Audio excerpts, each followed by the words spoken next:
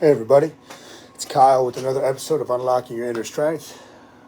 Before I head off to go do a mind map session, and then jujitsu, and then another mind map session, I wanted to get you guys this episode. Something I was thinking about yesterday was something, I don't know why it popped into my head, but survival fitness, right? With everything going on in the world, let's pretend that there is an apocalypse coming, right? Where you can survive, but you need to be fit to some degree to survive that. So if that were the case, what would I, Kyle, the human strength expert, be recommending, or what would I be looking for?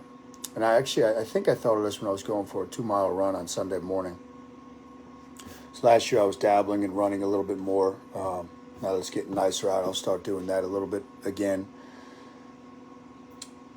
But I had in my mind that two miles is a good standard. Now, I'm not even talking about time, just being able to run 2 miles. So with this in mind, some of these might seem very, very difficult for you if you're a novice. Some of these might seem super easy for you.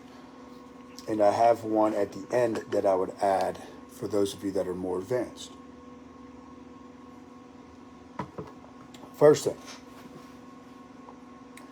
you should be able to walk for 30 minutes with a 40 to 60 pound vest on. Walking is very good for you. It's something that anybody can do. And once you start progressing using a weighted vest, you're going to get a lot of conditioning. So I did my weighted vest walk this morning. Now I've been doing it for a while, right? So I use an 80-pound vest. I do farmer's walks with it. I use like 25-pound dumbbells. And I go for about a half hour. It's a nice way to break a sweat, but that is a pure survival skill. Being able to move a load even a little bit more than yourself. So again, think if there was an apocalypse and you had to go across town, but there was no gasoline, there was no way to get there except for walking, and you might have to carry a bag with you. So that's where I came up with that one, right? Walking 30 minutes at least with a 40 to 60 pound weighted vest on. If that's too much for you, then you obviously start with your body weight and build up. It's a progression. It's a progression, guys. Mental toughness. There's 2 parts to this. One of them is more advanced. The first part I would start out with is the ability to fast. And that is a mental muscle type of thing. That is a mental toughness. If you can go a day without eating. Now, again, put yourself in the zombie apocalypse state of world. And food is scarce. The grocery stores aren't open or they've been looted. You're going to have to go a period of time without eating frequently. You're going to have to do this often. I remember when the COVID craziness started 2 years ago, I was talking about that, the ability to fast, right? And people were going crazy at the grocery stores with toilet paper and whatnot. And the thought in my head was, well, you might have to go a period of time, without food, if it came to that. So the ability to fast, and I recommend that all the stuff I'm mentioning to you, you practice, right? It's good to be somebody or an animal, right? We're an animal. Human beings are animals that has a level of fitness and has a level of toughness that make you harder to kill. It's about survival of the fittest, right? And in this fictional reality I'm speaking of, this apocalyptic state, you have to be strong to survive. You've got to be strong to survive.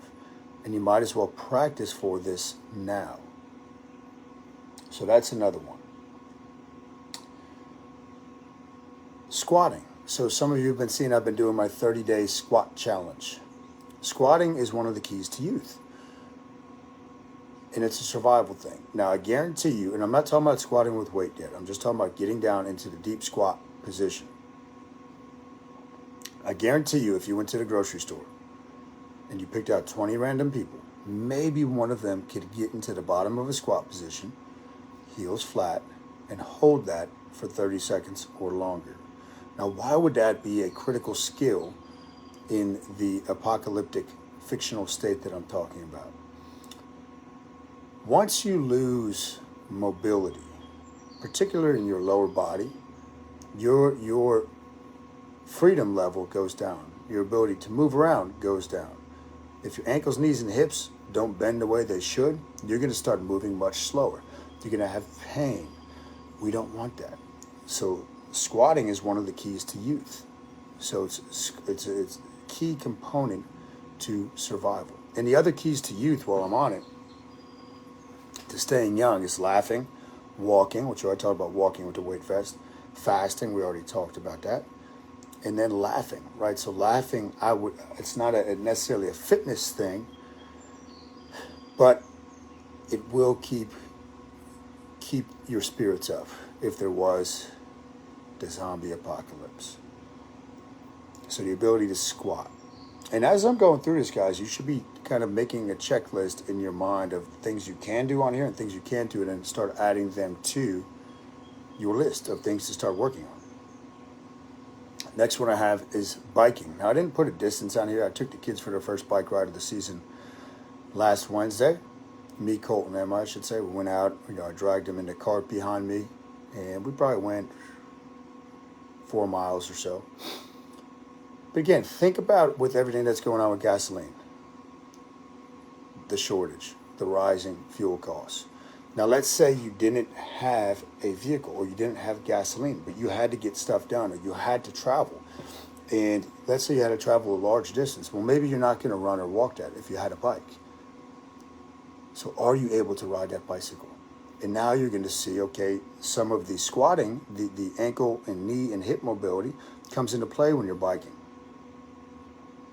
And I can attest to that firsthand when I ruptured my patellar tendons. One of the biggest things was trying to be able to get a revolution on a bike, a stationary bike, right? Gaining that mobility back.